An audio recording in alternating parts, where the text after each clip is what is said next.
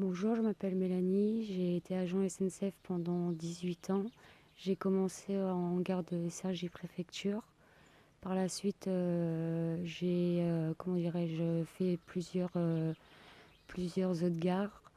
Euh, je suis tombée enceinte, j'ai pris un congé parental.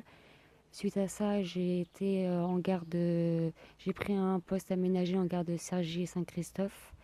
Au bout de plusieurs semaines, mon dirigeant de gare a commencé à me harceler. Je lui ai demandé à plusieurs reprises d'arrêter.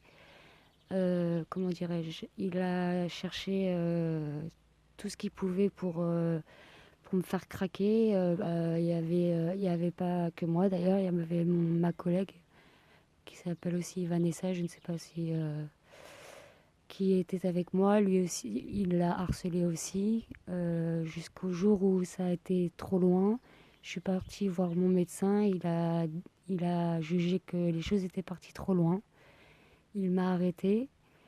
Euh, les choses ne se sont pas vraiment arrangées. L'entreprise m'a complètement lâchée pendant 3 ans pour ne pas me retrouver dans la situation où je me retrouve actuellement parce qu'ils ont fait énormément d'erreurs. Avant la fin de mon congé maladie de mes 3 ans, j'ai essayé d'anticiper pour pouvoir reprendre le travail en mi-temps thérapeutique. J'ai essayé d'appeler à l'établissement des milliards de fois. On ne m'a jamais rappelé, j'ai envoyé des mails. J'ai essayé d'appeler l'établissement médical de Paris-Saint-Lazare ils m'ont complètement envoyé bouler en me disant que ce n'était pas à moi d'appeler, que c'était à l'établissement de le faire. Moi, pas, j'ai par la suite essayé de reprendre contact avec l'établissement qui ne me rappelait pas. Et au jour d'aujourd'hui, je me retrouve dans une situation extrêmement précaire. Juste, juste pour compléter un petit peu peut-être, sur Sergi, ce dirigeant, il a harcelé beaucoup de monde en réalité. Enfin, moi d'après ce qu'on m'a dit, d'après l'avis général, il a harcelé la plupart des femmes. Enfin, il y a eu des problèmes avec la plupart des femmes Oui, et il y a encore au moins 3 ou 4 agents qui ont encore des séquelles du passage de ce dirigeant. La situation a été dénoncée, mais la SNCF a rien fait en gros. bah Et pire que ça, clairement, la personne qui a dénoncé a été sanctionnée. On verra si elle accepte de témoigner, cette personne, mais en tout cas, ce qui est sûr, c'est que la personne qui a essayé de dénoncer cette situation, elle a été sanctionnée suite à ça. Et il s'en est pris plus particulièrement aux parents isolés. tout C'est à ça qui fait, a oui, été c'était compliqué pour toi, surtout c'est que les femmes, enfin les mamans qui avaient les mères isolées. Et le pire dans tout ça, c'est que la hiérarchie, son supérieur, et je vous le dis vraiment, a caché et il a couvert pour tous ses agissements. Tous ses agissements ont été couverts et clairement, il s'est acharné sur nous. C'était un chef d'équipe sur 3 gares et sur les 3 gares qu'il avait à s'occuper, pardon, sur les 2 gares, pardon, qu'il avait à s'occuper, toutes les femmes qui avaient des enfants sans papa, enfin des femmes isolées, elles ont toutes eu des problèmes avec cet individu. ok. Et pour ta reprise, donc c'est là plus ou moins, enfin, on s'est connus un peu plus tard, nous, mais Oui, tu m'as raconté, donc c'était en avril, c'était au début 2017, au printemps 2017 que tu as essayé de reprendre, et ça correspond avec la mise en place du projet Petit Collectif. tout à fait, oui. Et au moment où les établissements ont été réorganisés, bien sûr, comme d'habitude, hein, de toute façon, on est en réorganisation constante à la SNCF, et donc ces établissements ont été réorganisés, et toi, la date, en fait, à la SNCF, tu avais le maintien de salaire pour la longue maladie pendant 3 ans. Donc ça finissait en avril 2017. Et c'est là que tu as essayé de reprendre pour éviter justement de te retrouver en demi-solde. Tout à fait, Hein, oui. voilà. Et là, tu n'as pas eu de réponse, quoi. Et ça a été impossible pour toi de reprendre parce que voilà, tu n'as pas eu de réponse. Et d'après ce que tu m'as dit, tu as replongé à ce moment-là. Tu as craqué, quoi. Tu as rechuté dans la dépression au moment où tu n'as pas eu ces réponses qui te permettaient de reprendre, quoi. Exactement, j'ai continué à me battre avec mon médecin pour pouvoir trouver une solution. Il a lui-même envoyé un courrier au médecin conseil de Nantes, si je ne me trompe pas, pour lui demander si je pouvais reprendre le travail en mi-temps thérapeutique. Moi, j'ai commencé à anticiper au mois de décembre 2016 pour la reprise, pour reprendre un mi-temps thérapeutique au mois d'avril, à la fin de mes 3 ans, clairement. À la fin de mes 3 ans de congé pour pouvoir avoir un maintien de salaire pour pouvoir subvenir aux besoins de mon fils et aux miens, bien entendu. Et comment, d'après, ensuite, ce qui s'est passé, là c'est là qu'on s'est connus, c'est fin 2017. Tu as changé de médecin parce qu'il était décédé, c'est ça? Ou Mon ouais, premier médecin est décédé, le deuxième est parti en retraite. en retraite et j'ai été... en fait, l'entreprise n'a jamais pris contact avec moi et un jour, comme ça, j'ai reçu une convocation parce qu'il n'avait pas reçu mes arrêts maladie en temps et en Convocation heure. pour un entretien Un en- préalable à sanction, donc Tout une à fait, procédure oui. disciplinaire. Tout à Ils fait. n'avaient pas reçu, et en fait, ils n'avaient pas reçu parce que tu les avais pas envoyés, parce que le nouveau médecin avait changé ton traitement et tu étais en fait incapable Oh, oui, d'envoyer ces arrêts. tout à fait. Le médecin lui-même a fait un courrier. Je me suis présentée au conseil de discipline avec Eric Bezou, qui actuellement m'interviewe. Nous avons montré tous les éléments à Madame Béliard et Madame Harry qui étaient là, il me semble, ce jour-là. Je leur ai prouvé par A plus B que je ne pouvais pas me déplacer. J'ai quand même réussi à me déplacer jusqu'à Clichy pour pouvoir être présente à L'entretien. à l'entretien disciplinaire, pour pouvoir lui montrer mon état de santé, pour qu'elle puisse voir l'impact que ça a eu sur mon physique, que On ça a voit, eu tu as beaucoup maigri, sur voilà, tu mon étais en mauvaise moral, santé, oui. quoi. J'ai perdu 15 kilos, j'ai un ulcère actuellement, je dois passer un scanner cérébral, un autre examen pour mon estomac puisqu'il... enfin bref, mon état de santé s'est complètement aggravé parce qu'ils m'ont complètement laissé tomber.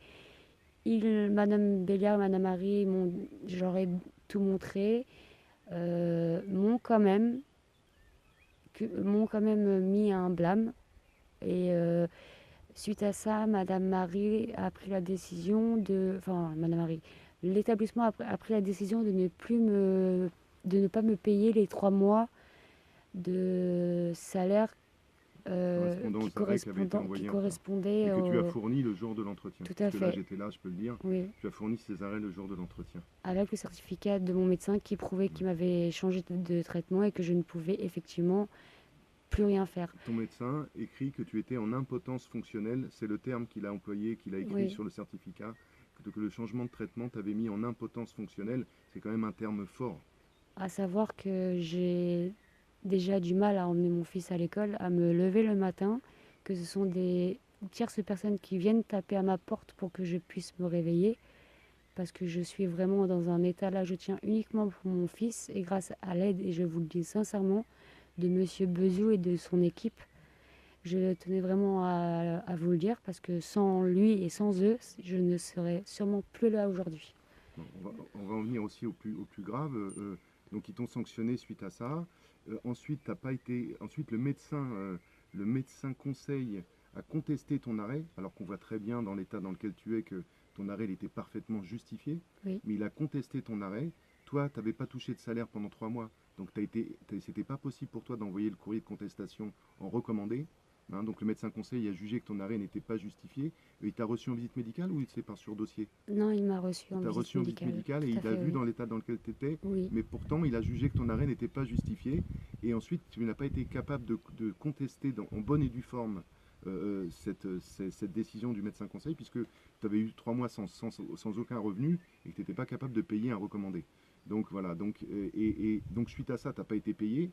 Et aujourd'hui, en fait, depuis octobre 2017, de mémoire, tu as touché 700 euros de la CAF, c'est tout. C'est Approximativement, j'ai dû toucher voilà, 2 fois le 600, RSA, voilà, deux deux fois fois le le RSA. RSA et on ne sait même pas Depuis donc pourquoi. octobre 2017 et là nous sommes en mai 2019. Donc c'est quand même énorme, ça fait donc plus d'un an et demi avec comme revenu 600 euros ou 700 euros, quelque chose comme ça, quoi. Tout à fait, oui. Alors vas-y, excuse-moi, vas-y, on va dire la suite. Ouais, ça fait 2 ans que je vis avec une simple pension alimentaire de 108 euros, que les dettes s'accumulent. J'ai essayé de recontacter malgré tout l'établissement pour ne pas être mis à la réforme. Ça va C'est pas être licencié et pensionné voilà, voilà, pour raison de santé, parce que pour tu voulais, reprendre le travail. tu voulais Je reprendre le souhaitais, mon travail but déjà. à moi était de reprendre le travail pour ne pas me retrouver à l'âge que j'ai au chômage, parce qu'aujourd'hui je me retrouve au chômage. Bah, même pas. Tu te retrouves avec rien du tout. Ah Pour oui, l'instant, tu pour le t'es moment, même pas au chômage. On ne sait pas où tu es, quoi. je suis un peu perdue, on va dire ça comme ça. Là, j'arrive dans un monde un peu, on va dire que je suis dans une bulle. Je suis plus moi-même. Ils m'ont complètement fait perdre la notion du temps. Ils m'ont fait perdre ma dignité. Ils m'ont fait perdre la confiance en moi. Sincèrement, je vais vous le dire, ils m'ont anéanti. Ils m'ont anéanti. J'ai tout donné à cette boîte pendant 18 ans et ils m'ont sincèrement anéanti. Je survis actuellement et je vous le dis réellement. C'est grâce aussi à l'aide de mes proches que je peux nourrir mon enfant. Euh, Au jour d'aujourd'hui, moi, quand comment dirais-je, le service RH de mon établissement m'a harcelé le jour où j'ai envoyé ma rupture de contrat pour que j'accepte la réforme parce que je pense qu'au vu de comment la rupture, le courrier a été tourné, je pense qu'ils se sont rendus compte qu'ils avaient fait énormément d'erreurs, qu'effectivement le dossier était pas clean du tout. J'ai reçu à peu près une dizaine, une quinzaine, voire une vingtaine de coups de téléphone le jour J pour absolument que j'accepte cette réforme et que je ne fasse pas la rupture de contrat. Que tu reviennes sur ton Que je courrier, revienne sur mon courrier, alors que tu n'avais que pas eu de nouvelles pendant des années. voilà, ils m'ont jamais appelé et ce jour-là, le service RH régional de mon établissement m'a harcelé. C'est la première fois en 4 ans qu'ils m'ont harcelé pour que je refuse, que je revienne sur ma décision de mon contrat, de ma rupture de contrat. Donc je suis partie sans indemnité, sans rien. Et au jour d'aujourd'hui, je suis toujours bloquée au niveau de la cave. Je touche toujours rien. Puisque les fiches de paye de la SNCF qui m'ont été données au mois de janvier, février, mars 2017 sont erronées. 2018. 2018, pardon, sont erronées et ils ne peuvent rien faire. Donc la CAF a besoin de ces fiches de paye. Nous n'arrêtons pas de nous battre, d'envoyer des mails, de faire le maximum, mais rien se débloque et clairement là j'en peux plus. En gros, parce que c'est pas normal de ne rien toucher comme ça pendant un an et demi. Donc, en C'est gros, ce que je veux dire, invivable. c'est qu'il y a eu des erreurs du côté de la SNCF et également, on peut dire, une mauvaise volonté de la part de la CAF qui ne peut pas passer outre ces erreurs et qui ne veut pas débloquer ta situation. Parce que c'est des deux côtés, j'ai l'impression quand même, qui coincent. Je... la CAF, ça reste quand même, c'est les techniciens de la CAF qui ont besoin de ça. Maintenant, je pense que la SNCF, je ne vois pas pourquoi ils ne peuvent pas enlever un dû, enfin une erreur qui est faite sur une fiche de paye, juste pour débloquer ma situation. Ils laissent le temps passer à croire que ils attendent qu'une chose, et je vous le dis puisque j'échange beaucoup avec Monsieur Bezot, je pense qu'ils attendent qu'une chose, c'est que je passe à la trappe.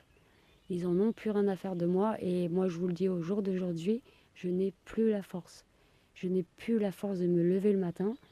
J'ai des douleurs, elles sont horribles. J'ai plus la force de me battre. Je me suis énormément battue. J'ai plus de courage, j'ai plus rien. Je ne sais pas comment me sortir de tout ça. Là, au jour d'aujourd'hui, je vous parle. Hier, j'étais en train de pleurer toutes les larmes de mon corps. Je dors pratiquement plus. Je ne me nourris plus. Je donne tout à mon fils, enfin le peu que j'ai, et puis les colis qu'on me fait parvenir alors que je ne fais plus partie normalement de la SNCF, mais grâce à cette famille, parce que les anciens, les cheminots, c'est une famille, et je vous parle bien des cheminots, des anciens, c'est grâce à eux et à ma famille qu'au jour d'aujourd'hui, je peux encore être debout. On a fait, enfin oui, la famille cheminote, franchement, la famille cheminote, elle était forte avec toi. Sincèrement, oui. Sans Et eux et sans tous leurs messages de soutien, je ne pense pas qu'au jour d'aujourd'hui, je serais encore debout. Sincèrement, je vous le dis. Parce que ils ont été, la SNCF, ma hiérarchie, surtout l'établissement, mon établissement, humainement parlant, il n'y a rien. C'est que les chiffres, je pense que c'est que les chiffres. C'est Limite, si on passe à la trappe, bah, c'est encore plus facile pour lui, je pense. Il n'y a même pas besoin de faire de papier, on se suicide et c'est plus facile pour lui, tout simplement. Donc Je pense que c'est ça. les cheminots de l'Intergare ont répondu à la solidarité et l'association Exclus Solidaire a répondu à la solidarité. Et j'ai été amener plusieurs colis alimentaires Oui, et aussi on a fait une petite quête pour essayer voilà, de t'alléger en l'urgence financière, on va dire. Mais aujourd'hui, c'est un peu l'impasse parce que voilà, bah la là CAF ne veut j'arrive pas au bout. débloquer la situation, Euh, ni la SNCF, quoi. Voilà. Bah, j'ai beaucoup été aidée par, comme je vous dis, par ma famille financièrement, par monsieur Bezou lui-même par son argent, son propre argent. Je vous le tenais à vous le dire parce que tout le monde ne fait pas ça. Beaucoup d'agents SNCF ont fait une quête pour moi. J'ai honte. Au jour d'aujourd'hui, j'ai honte. Je les remercie du plus profond de mon cœur parce que c'est grâce à eux que j'ai pu faire passer un Noël à mon fils. Au jour d'aujourd'hui, je peux même pas lui faire, j'ai même pas pu lui fêter son anniversaire. Il a eu 7 ans. Je trouve ça honteux. Je ne comprends pas comment on peut, au jour d'aujourd'hui, j'entends tout ce qui se passe à la télé, les polémiques, mais laisser des gens comme ça, c'est inhumain. C'est inhumain. Sincèrement, c'est inhumain. Bon. Écoute, merci Mélanie, et puis courage, courage, les cheminots sont avec toi. Je vous remercie On va beaucoup. essayer de résoudre cette situation. Merci beaucoup.